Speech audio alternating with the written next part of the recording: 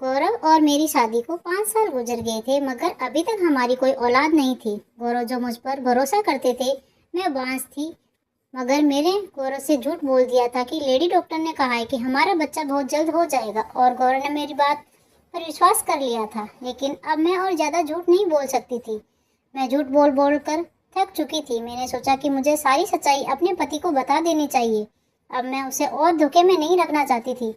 अपने पति को हकीकत बताने से पहले एक बार मैंने अपनी माँ को फ़ोन किया था और पूछा कि अब मुझे क्या करना चाहिए। मम्मी कहने लगी, तुम ऐसा करो कि अपने पति की दूसरी शादी करवा दो। तुम्हारा पति तुम्हारा एहसानमंद रहेगा और तुम्हें छोड़ने का भी कभी सोचेगा भी नहीं।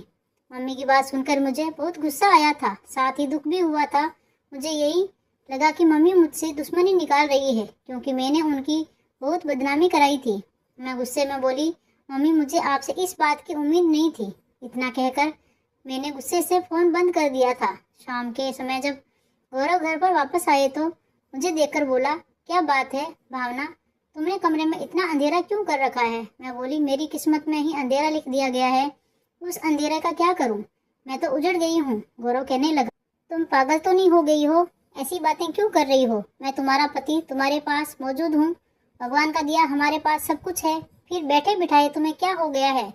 मैंने गौरव को फिर सब कुछ बता दिया कि मैं बांझ हूँ और मैं कभी माँ नहीं बन सकती। आज मैं डॉक्टर के पास चेकअप कराने गई थी। उसने कहा कि तुम बांझ हो और अब तुम उम्र भर बच्चा पैदा नहीं कर सकोगी। मेरी बात सुनकर गौरव के पल भर के लिए उनके चेहरे पर उदासी उभर आई थी, लेकिन तुरंत ही उसने मेरा हाथ पकड़ लिया और कहा, कोई बात नहीं भावना, मेरे लिए तुम ही काफी हो। मुझे तुम्हारे सिवा कुछ भी नहीं चाहिए। गौरव के तसल्ली देने पर मैंने अपना मूड ठीक कर लिया था, लेकिन एक दिन ये बात मेरी सास को भी पता चल गई और फिर उनका मूड बहुत ज्यादा खराब हो चुका था। एक दिन हमारी पड़ोसन हमारे घर आई हुई थी। मेरी सास उनसे कहने लगी कि तुम मुझे कोई अच्छी सी लड़की ढूंढ दो, क्योंकि मैं अपने बेटे की दूसरी शादी करवाना चाहती हूँ। हमारी पड़ोसन कहने लगी, तुम्हारी पहली बहू को क्या हो गया है जो तुम अपने बेटे की दूसरी शादी करवाना चाहती हो? तो मेरी सास बोली, वे बेचारी बांझ है, अब हमें तो अपनी नस्ल बढ़ाना है ना, इसलिए मुझे अपने बेटे की दूसरी शादी करवानी पड़ेगी। ये सब बातें सुनकर मैं थर थर कांपने लगी थी। जब गौरव घर वापस आया तो मैंने रो रो कर उसे सारी कहानी सुनाई।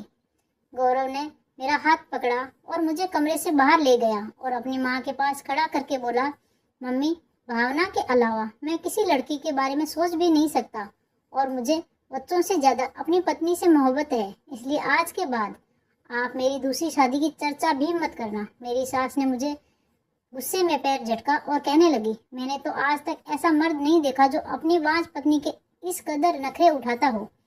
जबकि गौरव की बातें सुनकर मेरा हौसला बढ़ गया था। वो ज्यादा खुश हो गई थी कि कितना प्यार करने वाला पति मिला है। मैंने दिल ही दिल में भगवान को धन्यवाद दिया था कि गौरव का प्यार मेरे लिए ऐसे ही बनाए रखना। रात हुई तो मैंने सोचा कि गौरव को चाय बनाकर दे दूं।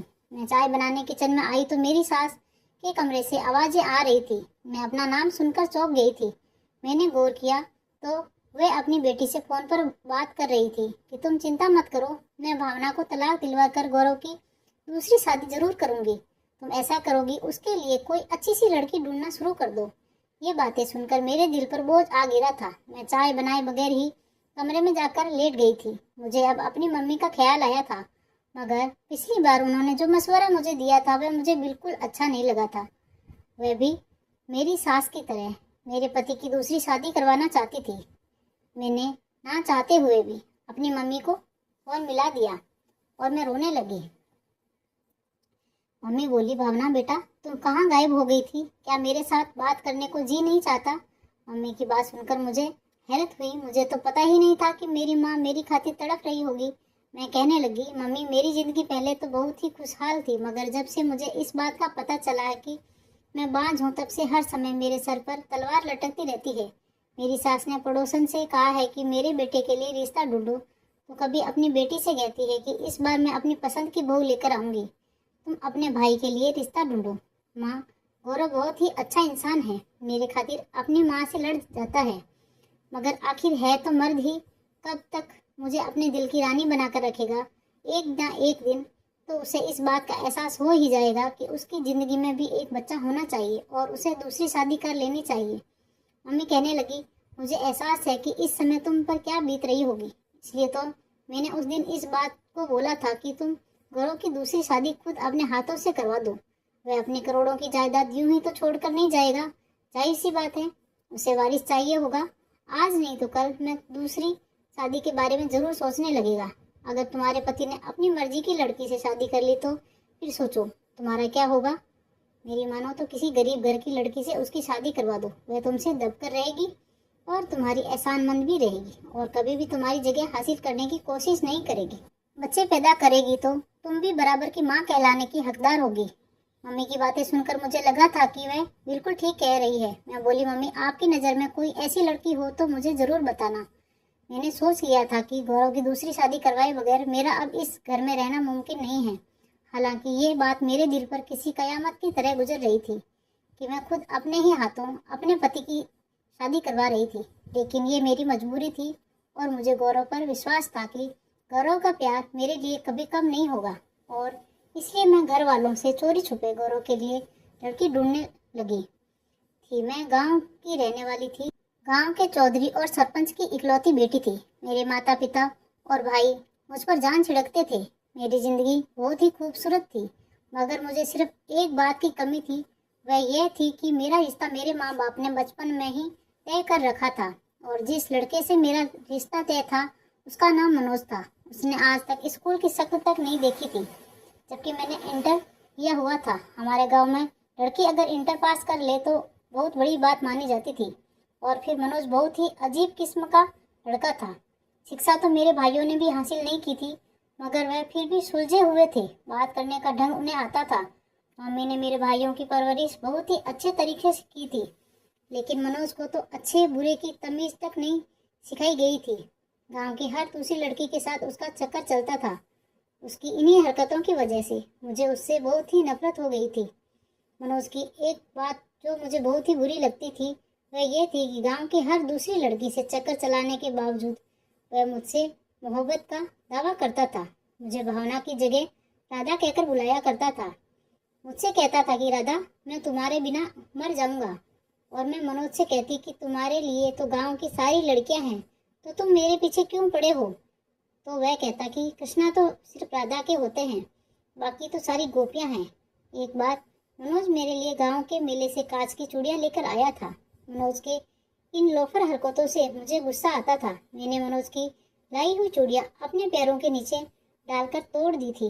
मेरी इस हरकत से मैंने पहली बार मनोज की आंखों में आंसू देखे थे और मनोज की आंखों में आंसू देखकर मुझे अपनी गलती का एहसास हुआ था। लेकिन मनोज इतना गिरा हुआ था कि अगले ही दिन एक लड़की के साथ घूमते हुए मैंने खुद अपनी आंखों से देखा था और फिर मेरे दिल में जो उसके लिए थोड़ी सी हमदर्दी जगी थी वह भी खत्म हो गई थी। मम्मी पापा से बात करती तो वह कहते कि कोई बात नहीं, मनोज अभी बच्चा है, खुद ही संभल जाएगा। खैर, कुछ साल पहले ही मेरे बड़े भाई ने गांव में अस्पताल बनाने की एप्लीकेशन दी हुई थी। उन्हीं दिनों एक टीम गांव में आई थी और जमीन वगैरह का प्रशिक्षण कर रही थी और फिर गांव में एक बहुत ही बड़े से अस्पताल की बुनियाद डाली गई थी।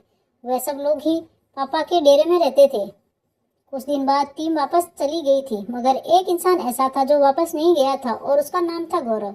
उसे गांव की आबो हवा बहुत अच्छी लगी थी, इसलिए उसने पापा से अनुमति लेकर कुछ दिन यहीं रहने का इरादा बना लिया था। एक दिन मैं अपनी सहेलियों के साथ निकली तो मेरी नज़र गौरव पर पड़ी थी। पहली ही नज़र में गौरव मुझे पसंद आ गया था। गौरव की आंखों की चमक बता रही थी कि मैं भी उससे पसंद आ गई हूँ। और फिर अगली बार मैं गौरव से खुद ही मिलने चली गई थी। वह मुझे देखकर मुस्कुरा दिया था और कहने लगा, मुझे भी आपका इंतज़ार था। उसने मुझे अपना मोबाइल नंबर दिया। मैंने मम्मी के फ़ोन से उसे फ़ोन किया था और हम दोनों की मोहब्बत परवान चढ़ने लगी थी। वह कहने लगा, मैं तुम्हें अपनी ज़िंदगी में शामिल करना चाहता हूँ। तब मैंने उसे अपने मंगेतर मनोज के बारे में सब कुछ बता दिया था। वह मेरी बात सुनकर बहुत हैरान हुआ था। कहने लगा, वह तो बहुत ही अजीब इंसान है, मैं उसके साथ 2 मिनट खड़ा रहकर बात भी नहीं कर सकता, तुम उसके साथ पूरी ज़िंदगी कैसे गुजारोगी। मैंने गौरव से कहा कि तुम अपना रिश्ता लेकर मेरे घर आओ तो हो सकता है मेरे माता पिता को मुझ पर तरस आ जाए। गौरव ने हामी भर ली और वापस से शहर चला गया था और फिर पूरे 1 हफ्ते के बाद अपनी बहन और अपनी माँ के साथ वापस लौटा था। उसने मेरा रिश्ता मांगा था मगर मेरे पापा ने मना कर दिया था। मैं बहुत बेचैन हो गई थी। मैं हर समय रोती रहती थी। मेरी भाभी और मेरी मम्मी मेरी दिलजोई करने की कोशिश किया करती थी। एक दिन मैंने पापा से बात करने का फैसला किया। मैंने उनसे कह दिया कि मैं मनोज से शादी नहीं कर सकती। पापा ने मेरे सर पर हाथ रखा और बोले, बेटा, मैंने मनोज की माँ को जुबान दे रखी है और अब वह इस दुनिया में नहीं है। मैं मनोज की सरोगे माँ से किया हुआ वादा इस तरह तोड़ नहीं सकता। पापा की बात सुनकर मुझे बहुत दुख हुआ था। मेरी आंखों में आंसू आ गए थे। पापा कहने लगे, कोई बात नहीं, वह समय के साथ साथ ठीक हो जाएगा। औरत अगर अच्छी और वफादार हो तो बद से बदतर लड़के को भी ठीक कर ही देती है। पापा ये कहकर बाहर निकल गए थे। मैंने इस समय गौरव को फोन किया था। मैं बुरी तरह से रो रही थी। वह कहने लगा, तुम चिंता मत करो, मैं तुम्हें इस तरह से बर्बाद नहीं होने दूंगा। मैं तुम्हें लेने आ रहा हूँ। और फिर मैं भी गौरव के साथ शहर भाग गई थी। मुझे मालूम था कि मेरे पापा की बहुत बदनामी होगी मगर मैं मजबूर थी। मैं गौरव को खोना नहीं चाहती थी। गौरव ने मेरे साथ शादी की और मुझे अपने घर ले गया था। मगर जब गौरव की माँ को पता चला कि गौरव मुझे घर से भगा लाया है तो वह कहने लगी, बेटा, तुम गांव के चौधरी का मुकाबला नहीं कर सकते। मुझे डर है कि वह तुम्हें कोई नुकसान नहीं पहुंचा दे। गौरव भी एक करोड़पति बाप का बेटा था मगर मेरी सास जरा पुराने विचारों की मालिक थी। उन्होंने घर से भागी हुई लड़की को बहू के रूप में स्वीकार नहीं किया था। उन्होंने मेरे और गौरव के बीच फूट डलवाने की हर मुमकिन कोशिश की थी। लेकिन गौरव एक अच्छा पति साबित हुआ था। जिंदगी के हर मोड़ पर उसने मुझे इज्जत दी थी।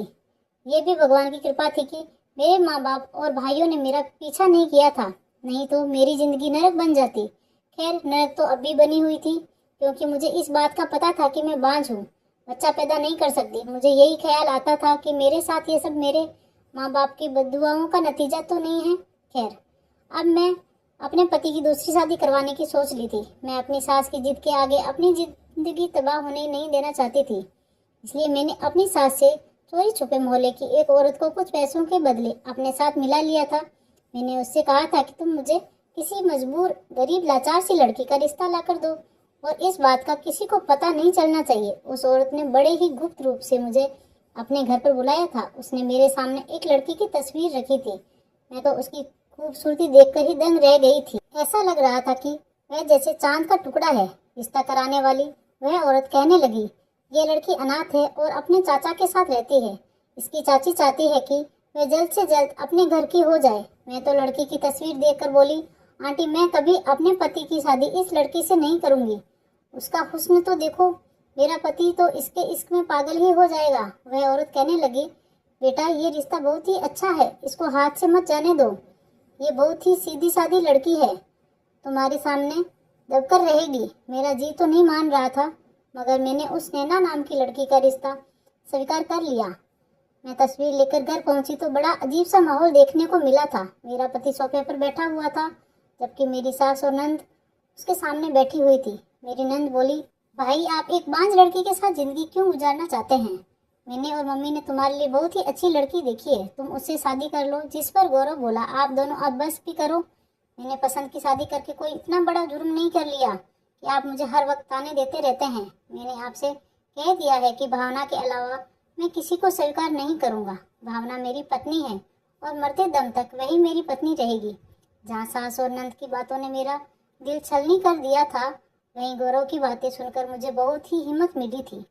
मैं उनसे कुछ बोले बिना ही कमरे में चली गई थी। थोड़ी देर बाद गौरव भी मेरे पीछे आ गया था। वह कहने लगा, तुम मम्मी और दीदी की बातों को दिल पर मत लगाना। मैं बोली, आप दूसरी शादी कर लें गौरव।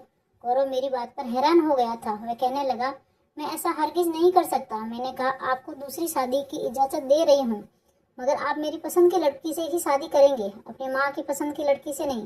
गौरव कहने लगा, तुम्हारे अलावा मैं किसी को स्वीकार नहीं कर सकता, फिर चाहे वह तुम्हारी पसंद की हो या फिर मम्मी की पसंद की, इससे कोई फर्क नहीं पड़ता। मैं बोली, मुझे बच्चों की इच्छा है, आपकी शादी हो जाए कि तो हमारे घर में भी बच्चे होंगे, मेरी तरसती हुई ममता को सुकून मिल जाएगा। गौरव ने इनकार कर दिया और कमरे से बाहर चला गया जबकि मैं वहीं बैठी रोती रही। सच तो ये है कि मुझे बच्चों की कोई इच्छा नहीं थी। मैं तो ये सब बस गौरव को खोने के डर की वजह से कर रही थी। खैर, कुछ दिन मेरे और गौरव के बीच नाराजगी रही थी। मैंने उसे रो रो कर दूसरी शादी के लिए तैयार कर ही लिया था मगर मैं खुश नहीं थी। नैना को अपनी सहेली बना लिया था और जिस दिन नैना मेरी सौतन बनकर मेरे घर आई थी, मेरी सास ने खूब हंगामा मचाया था। उन्होंने गौरव के साथ भी बहुत लड़ाई की थी कि कम से कम दूसरी शादी तो मेरी मर्जी से कर लेता। सास जो यूं जलता हुआ देखकर वैसे तो मुझे सुकून मिल जाना चाहिए था, मगर मैंने वहीं पूरी रात अंगारों पर गुजारी थी। मैं पूरी रात रोती रही थी। ये ख्याल मेरी रूह को छलनी करने के लिए काफ़ी था कि जिस इंसान की आंखों में सिर्फ मेरे लिए मोहब्बत हुआ करती थी, आज वह किसी और को देखकर मुस्कुरा रहा होगा। जिस इंसान की बाहों में मैं अब तक सोती आ रही थी, आज उसकी बाहों में कोई और सो रही होगी। मुझे किसी पर सुकून नहीं मिल रहा था। पूरी रात करवटें लेते लेते गुजार दी थी। सुबह हुई तो मैं जल्दी से अपने कमरे से निकल आई थी क्योंकि मैं गौरव से मुलाकात करना चाहती थी, मगर वह तो दिन के 12 बज जाने के बाद भी कमरे से नहीं निकला था। मैंने अपनी सौतन नैना से पूछा तो वह कहने लगी कि गौरव तो सो रहे हैं। मैंने उसकी तरफ घूर कर देखा और बोला, तुमने उसे जगाया नहीं? तब नैना रोने लगी थी और बोली, गौरव ने मुझसे कहा है कि उन्होंने अब शादी सिर्फ आपकी जिद की वजह से की है और अब मैं किसी भी तरह से उन पर अपना हक ना जताऊं, नहीं तो वे मुझे तलाक देकर घर से निकाल देंगे। मैं आपसे माफ़ी मांगती हूँ, मैं उन्हें जगाने की हिम्मत नहीं कर सकती, मगर उन्होंने मुझे अपने घर से निकाल दिया तो मैं कहाँ जाऊँगी? मैं फिर से अपनी चाची के घर जाने का सोच भी नहीं सकती। मेरी चाची मुझ पर बहुत जुल्म करती है। रिश्ते करने वाली आंटी ने सच में बहुत ही मजबूर सी लड़की मुझे ढूंढ कर दी थी। खैर, मैंने सोचा कि गौरव मुझसे नाराज होंगे, खुद ही जब मूड ठीक हो जाएगा तो कमरे से बाहर निकल आएंगे, मगर मेरी ये गलतफहमी थी। गौरव की शादी को आज तीसरा दिन था, मगर वह अभी तक कमरे से बाहर नहीं निकला था। मुझे अब अजीब से ख्याल सताने लगे थे। इसलिए जब एक दिन नैना किचन में बिजी थी तो मैं उसके कमरे में चली गई थी। गौरव अपने मोबाइल पर बिजी थे। कदमों की आहट सुनकर बोला, आ गई मेरी प्यारी नैना। सब थे या हथौड़े जो मेरे सर पर आकर लगने लगे थे? मैं वापस उन्हीं कदमों से लौट आई थी। क्या सिर्फ 3 ही दिनों में नैना ने गौरव को अपना बना लिया था? मेरी आंखों से आंसू बहने लगे थे। मेरा दिल बहुत ही तड़प रहा था। मैं अपनी सास के कमरे की तरफ बढ़ी ही थी कि तब पता चला कि मेरी तो नंद भी आई हुई थी। मेरी सास अपनी बेटी से कह रही थी, देखा तुम्हारी माँ कितनी सयानी है। मैंने एक ही चाल चली थी कि सांप भी मर गया और लाठी भी नहीं टूटी। भावना बेचारी को तो ये भी नहीं मालूम कि उसने अपने पति की शादी जिस लड़की से करवाई है वह मेरी पसंद की लड़की थी, और फिर गौरव भी नैना पर पहली ही नज़र में फिदा हो गया था। ये सब तो इस लालची औरत की वजह से हुआ जिसने भावना को बेवकूफ़ बनाया था। ये सब सुनकर मेरा दिल फटने लगा था। मेरी सास आगे बोली, मैंने भावना को खाने में बच्चा ना होने वाली इतनी दवाइयाँ खिलाई है कि अब वह सच में बांझ बन चुकी है। ये सब शब्द थे कि पत्थर जो मेरे शरीर पर बरस रहे थे। मैं जल्दी से अपने पति के कमरे की तरफ गई थी ताकि उसको बता सकूं कि आकर अपनी माँ और बहन की बातें सुने। उन्होंने मुझ पर कितना जुल्म किया है। जब मैं गौरव के कमरे की तरफ गई तो वह नैना से कह रहा था, मैंने जज्बात में आकर बहुत ही गलत फैसला कर लिया था। जब मैं भावना को भगा कर लाया था तो शादी के कुछ ही समय बाद मुझे अपनी गलती का एहसास होने लगा था, मगर तब तक बहुत देर हो चुकी थी। भावना के भाइयों को पता चल चुका था कि वह मेरे साथ आई है, इसलिए वह मुझे फ़ोन करके धमकाते रहते थे कि हमारी बहन घर से भागी जरूर है, मगर अभी वह अकेली नहीं है। अगर तुमने हमारी बहन का ख्याल नहीं रखा तो तुम्हारा अंजाम बुरा होगा। मैं वहाँ रहकर आया था, मुझे पता है कि वह लोग कितने खतरनाक हैं, इसलिए मैं भावना को छोड़ने का सोच भी नहीं सकता था। अब अम्मी ने मोहल्ले की एक औरत के साथ मिलकर मेरी पत्नी को पागल बनाया और उसी के हाथों मेरी शादी तुम्हारे साथ करवा दी है। और मेरी जान नैना, तुम भी मुझे पहली ही नज़र में भा गई हो। जिंदगी भर अब तुम मेरे साथ रहोगी। हाय, मैं ये क्या सुन रही थी? ये वही गौरव था जिसकी वजह से मैंने खुद को दांव पर लगा लिया था। मैं दबे कदमों से गौरव के कमरे में चली गई थी। वह मुझे अपने सामने देखकर हैरान हो गया था। उसे शायद उम्मीद नहीं थी कि मैं उसका राज इतनी जल्दी जान लूँगी। मैं बोली, गौरव, अगर छोड़ना ही था तो यूं ही छोड़ देते। मुझे बांझ बनाकर छोड़ना जरूरी था क्या? किसी इंसान से भगवान की दी हुई सौगात छीन लेना उसका खून कर देने के बराबर होता है। तुम सबने मिलकर मुझे बेमौत मार दिया है। इतना कहकर मैं उसके कमरे से निकल आई थी। वह मेरे पीछे आया था। कमरे का दरवाजा खटखटा रहा था, मगर मैंने दरवाजा नहीं खोला और फिर उसी रात में गौरव के घर से और उसकी जिंदगी से हमेशा हमेशा के लिए निकल आई थी। मैं अब एक अनाथ आश्रम में रहती हूँ। मैंने गौरव से अभी तक तलाक नहीं लिया है क्योंकि अब मुझे किसी भी मर्द पर विश्वास नहीं था, तो फिर तलाक लेने का क्या फ़ायदा। मैं मम्मी से फ़ोन पर बात कर लिया करती हूँ, वह मुझसे मिलने भी आती है। वह मुझे घर ले जाना चाहती है, मगर मुझ में इतनी हिम्मत नहीं है कि मैं अपने भाइयों और अपने पापा का सामना कर सकूं। एक दिन अपनी किस्मत पर बैठी आंसू बहा रही थी, तभी बाहर बैठा गार्ड मेरे पास आया था। उसके हाथ में एक लिफाफा था। मुझे देते हुए कहने लगा, मैडम जी, ये लिफाफा एक आदमी आपके लिए देकर गया है। उस लिफाफे पर नजर पड़ते ही मुझे पहले ख्याल गौरव का आया था और इस ख्याल के साथ ही बेतहासा नफरत मेरे दिल में उमड़ आई। अब तो मुझे गौरव के नाम से भी नफरत हो गई थी। खुद पर हंसी आती थी कि कभी मैंने गौरव को दिलो जान से चाहा था। जी चाह कि मैं लिफाफा उठाकर अभी बाहर फेंक दूं और अपने इस ख्याल को पूरा करने के लिए आगे बढ़ी ही थी।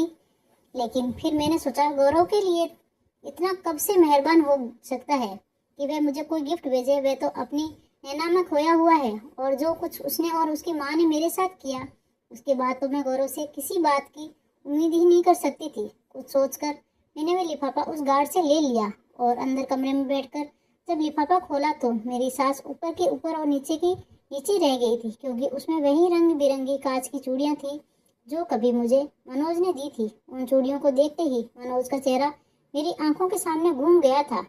हो ना हो, ये चूड़ियां मुझे मनोज ने भेजी थी।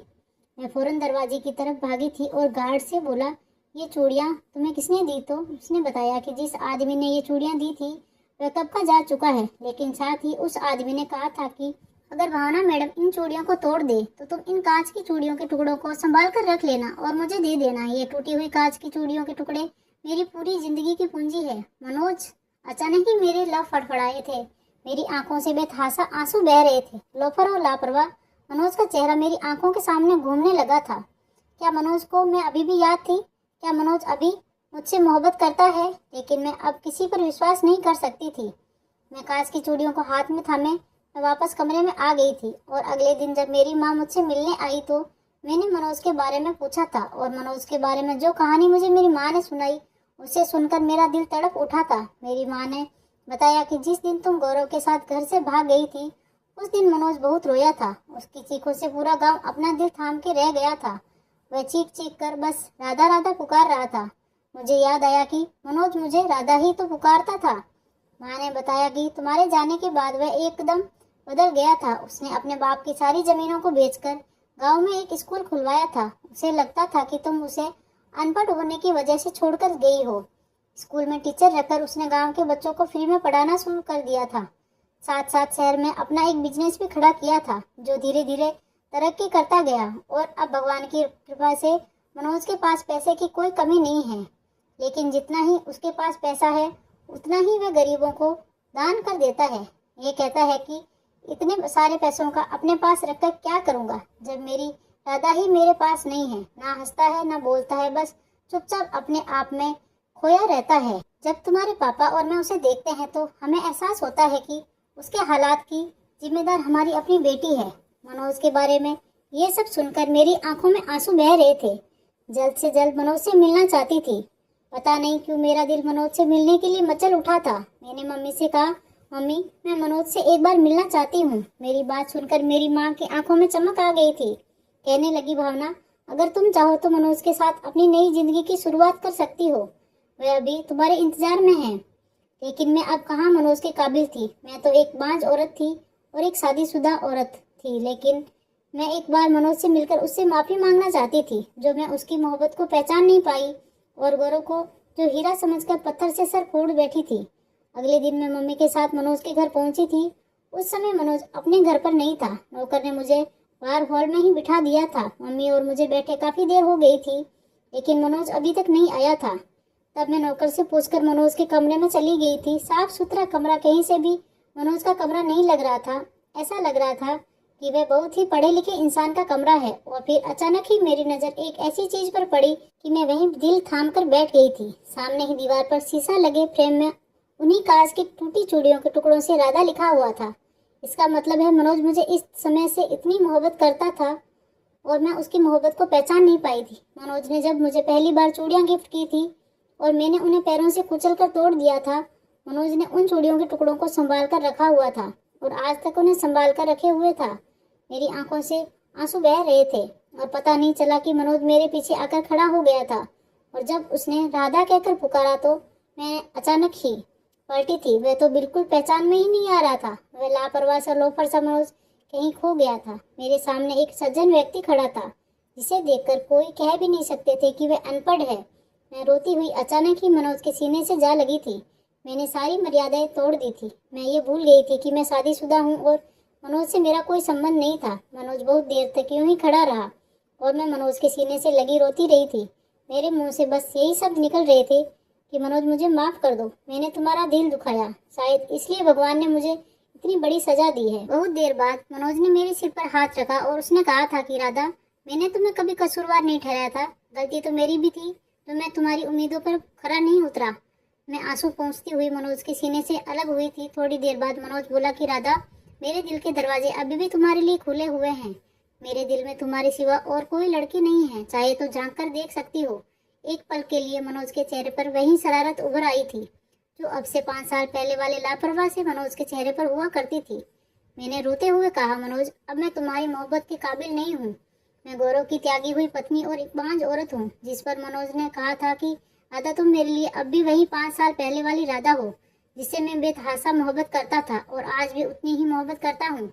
मुझे कोई फर्क नहीं पड़ता कि तुम शादीशुदा और बांझ हो, लेकिन मैं इतनी खुदगर्ज नहीं हो सकती थी कि मनोज की जिंदगी में रोशनी भरने के बजाय उसकी जिंदगी में अंधेरा भर देती। मैं उसे बच्चों की खुशी नहीं दे सकती थी और गौरव ने मुझे जो घाव दिया था वह अभी ताजा था। पता नहीं क्यों मेरा दिल अब से किसी मर्द पर विश्वास नहीं कर रहा था। मर्द मर्द ही होता है। कहीं ऐसा ना हो मनोज को भी कल बच्चों की चाहत होने लगे और वह मुझे नजरें चुरा ले। मैं रोती हुई भाग गई थी और अपनी मम्मी का हाथ पकड़कर अपने घर वापस आ गई थी। मेरे पापा और मेरे भाइयों ने मेरी हालत को देखते हुए मुझे माफ कर दिया था। अगले दिन फिर मनोज मेरे पास आया था। उसने उदासी भरे शब्दों में कहा था कि राधा, मुझे नहीं पता था कि मेरी मोहब्बत इतनी खोखली है कि भगवान ने मुझे दूसरी बार मौका दिया है और तब भी तुमने मेरी मोहब्बत को ठुकरा दिया। अगर आज तुमने मेरी मोहब्बत को नहीं अपनाया तो मैं हमेशा हमेशा के लिए तुम्हारी जिंदगी से चला जाऊंगा। कभी लौटकर तुम्हारे पास नहीं आऊंगा। मैं ये कांच की चूड़ियां तुम्हारे लिए लेकर आया हूँ। अगर तुम्हें मेरी मोहब्बत स्वीकार है तो उन्हें पहनकर बाहर आ जाना, नहीं तो इन्हें तोड़कर उनके टुकड़े मेरे पास ले आना। ये कहकर मनोज कांच की चूड़ियां मेरे बेड पर रखकर चला गया था। मैं बहुत देर तक उन कांच की चूड़ियों को देखती ही रही थी। भगवान ने मुझे दूसरी बार मौका दिया था और अब मैं उस मौके को छोड़ना नहीं चाहती थी। मैंने वह कांच की चूड़ियां उठाई और अपने हाथों में पहन ली थी। जब मैं बाहर निकल कर आई तो मनोज मम्मी के साथ बातों में बिजी था। मैंने अपने हाथ पीछे रख रखे थे। मुझे बाहर आते देखकर मनोज के चेहरे पर रंग बदल गया था। वह शायद यही सोच रहा था कि मैं चूड़ियों के टुकड़े लेकर आई हूँ, और जब मैंने उसके सामने आकर अपने हाथ सामने किए थे तो वह खुशी से उछल पड़ा था। उसने मम्मी का लिहाज किए बिना मेरे हाथों को चूम लिया था। मम्मी ने खासकर अपनी मौजूदगी का एहसास दिलाया था तो उसने जल्दी से मेरे हाथ छोड़ दिए थे। मैं हंसती हुई अपने कमरे में भाग गई थी। मेरी जब से हाँ होते ही शादी की तैयारी शुरू हो गई थी। उधर मेरे भाइयों और पापा ने गौरव से तलाक लेने के लिए कोर्ट में अर्जी रख दी थी। 1 हफ्ते में ही मेरा और गौरव का तलाक हो गया था और मेरी शादी मनोज के हो गई। मेरे माँ बाप ने मेरी शादी बहुत ही धूमधाम से की थी। ऐसा लग रहा था कि ये शादी मेरी पहली शादी है। शादी की खुशी क्या होती है वह मुझे अब महसूस हो रही थी। इससे पहले तो मैंने गौरव के साथ बस कोर्ट मैरिज की थी। सुहाग की सेज पर बैठी मैं मनोज का इंतजार कर रही थी तो मेरे दिल में कहीं से कहीं तक गौरव की परछाई तक नहीं थी। बस मनोज के नाम से ही दिल धड़क रहा था। और जब मनोज कमरे में आया था तो मैं और भी सिमट कर बैठ गई थी। और जब मनोज ने मुझे बाहों में भरते हुए मेरे कान के पास अपना मुंह ले जाकर मदहोश लहजे में कहा था कि राधा, मैंने तुमसे नहीं कहा था कि राधा सिर्फ कृष्ण की है, बाकी तो सब गोपियां हैं। तो मैंने शर्माकर अपना सिर मनोज के सीने में छुपा लिया था। मनोज ने भी कसकर मुझे अपनी बाहों में भर लिया था। मनोज के साथ जिंदगी इतनी हसीन हो जाएगी कभी सोचा भी नहीं था। मनोज की मोहब्बत के साये में 1 साल गुजर चुका था। मैं मनोज को अपनी और गौरव की सारी कहानी सुना चुकी थी। मनोज ने मेरा इलाज करवाना शुरू कर दिया था और डॉक्टर ने उम्मीद दिलाई थी कि इलाज के बाद मैं माँ बन सकती हूँ।